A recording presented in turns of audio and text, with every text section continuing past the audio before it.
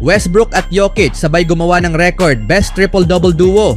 At Warriors may napapansin kay Quinten Post, mga batang players ine-expose ni Kerr bilang bitag sa trade?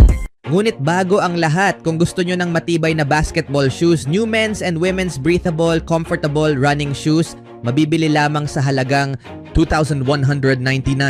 I-click lamang ang link sa comment section. Si Nikola Jokic ay nagtala ng 35 puntos, 15 assists at 12 rebounds sa kanyang pagbabalik sa lineup, habang si Russell Westbrook ay may 25 puntos, 11 rebound at 10 assists upang pangunahan ang panalo ng Denver Nuggets laban sa Brooklyn Nets sa score na 124-105 nitong Biyernes ng araw. Ito ang 145 career triple-double for Nikola Jokic na hindi nakapaglaro sa huling dalawang laro ng Denver dahil sa karamdaman. Samantala, ito naman ang 202 career triple-double for Westbrook. Ito na ang ikalawang pagkakataon ngayong season na pareho silang nagtala ng triple-double sa parehong laro at ayon sa NBA, sila ang unang mag-teammate sa kasaysayan ng NBA na nakagawa nito ng maraming beses sa iisang season. Si Westbrook ang may pinakamaraming career NBA triple-doubles habang si Jokic ay pangatlo. Si Oscar Robertson ang pangalawa na may 181.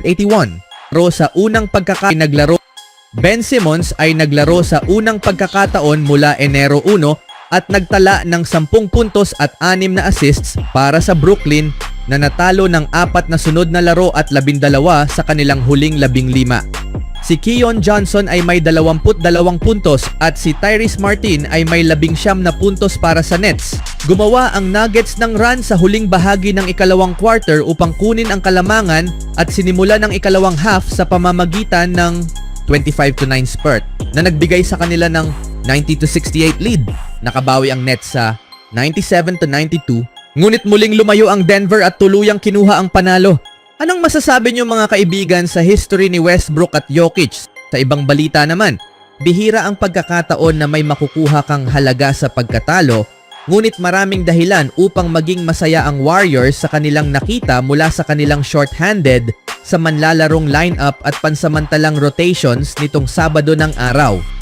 Lahat ng eksperto sa basketball sa hanay ng Warriors ay tiyak na umaasa na maraming NBA scouts ang nasa Gainbridge Fieldhouse, nanonood ng mabuti, kumukuha ng tala at nagustuhan ang kanilang nakita sa 108-96 na pagkatalo ng Warriors sa Indiana Pacers na may magandang momentum. Ang trade deadline ng NBA sa Pebrero 6 ay 27 araw na lang ang layo at ang front office ng Golden State ay mas nagiging aktibo sa paghahanap ng mga posibleng transaksyon. Ang pasensyang ipinahayag nila ilang linggo ang nakaraan na noon ay makatwiran ay napalitan ng masidhing paghahanap ng roster upgrades matapos ang sunod-sunod na mahinang performances. Ang laban na ito ay nagbigay sa pinakamaliit ng magandang pagkakataon para sa mga manonood sa liga na makita ang kakayahan ng ilang manlalaro ng Golden State na maaaring hindi na bahagi ng roster sa February 7th. Sa pagkawala ng 3 starters, sina Stephen Curry, Draymond Green at Andrew Wiggins, pati na rin sina Jonathan Kuminga, Gary Payton at Brandon Podziemski mula sa rotation, walang pagpipilian si Warriors coach Steve Kerr kundi gamitin ang buong bench at magdasal para sa pinakamahusay na resulta. Sa paglaro ni na Pat Spencer, Guy Santos, Moses Moody at Lindy Waters nang hindi bababa sa 23 minuto. Halos na itabla nila ang laro bago bumigay sa talent gap sa huling 9 na minuto. Magandang effort, sabi ni Kerr sa mga reporter sa Indianapolis. Short-handed, back-to-back, mahusay ang ginawa ng mga bata para manatiling lumalaban. Kailangan lang namin ng isang magandang run, makapag-shoot ng 3 o 4 na tres ng sunod-sunod at makatawid sa hump. Sa tingin ko, 86-81 ang score at nandun kami, pero inayos ng Pacers ang kanilang laro na ipasok ang mga shooting at hindi namin kinaya. Bagamat maliit ang tsansa ng Warriors na manalo, sapat na ang ipinakita nila upang magbigay ng inspirasyon o mas kapakipakinabang makaakit ng interes mula sa mga posibleng trade partners. Ginawa rin malinaw ng post-game comments ni Kerr na open siya sa pagdaragdag ng isang big man na may kakayahang mag-stretch ng floor. Iniulat na interesado ang Warriors kay Nikola Vucevic ng Chicago Bulls, isang center na angkop sa ganitong papel at mas mahusay kumpara sa ibang available na big man sa trade market. Hindi lang inamin ni Kerr na ang ganitong paksa ay lumitaw sa mga usapan kasama ang front office, kundi nagbigay din siya ng halos 1 minutong papuri para sa potensyal ng 7-footer rookie center na si Quinten Post, isang second round draft pick na may kakayahan sa pag-shoot mula sa labas ng arc. Pinag-uusapan namin ito paminsan-minsan ni General Manager Mike Dunleavy, sabi ni Kerr. Meron kaming mga manlalaro na tumulong sa ganitong aspeto kahit hindi sila mula sa 5 spot tulad ni na Otto Porter at Belly ni Manja Bielica noong 2022. Pareho nilang na-stretch ang floor para sa amin at ramdam mo ang pagkakaiba. Naglaro si Post ng 7 minuto lamang sa 4th quarter, ngunit nakapuntos siya ng 6 na puntos, kabilang ang kanyang unang NBA 3-pointer. Makita mo siyang lumabas doon at magbigay ng space sa floor, makikita mo ang epekto ng pagkakaroon ng isang spacing big, sabi ni Kerr. Kapag nag-pick and pop ka, biglang magbubukas ang buong lane, magandang tingnan para sa amin, isang bagay na hindi namin karaniwang ginagawa. Kung ma-develop si Quinten, maaari siyang maging malaking banta para sa amin at magbigay ng ibang dimensyon sa opensa. Hindi malayo na tingnan ang 4 na salitang ito. Kung ma-develop si Quinten, bilang pakiusap na magdagdag ng isang big man na kayang mag-shoot.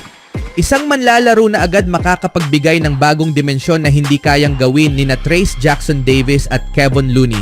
Isang manlalaro na capable ng gawin ngayon ang maaaring maihatid ni Post balang araw.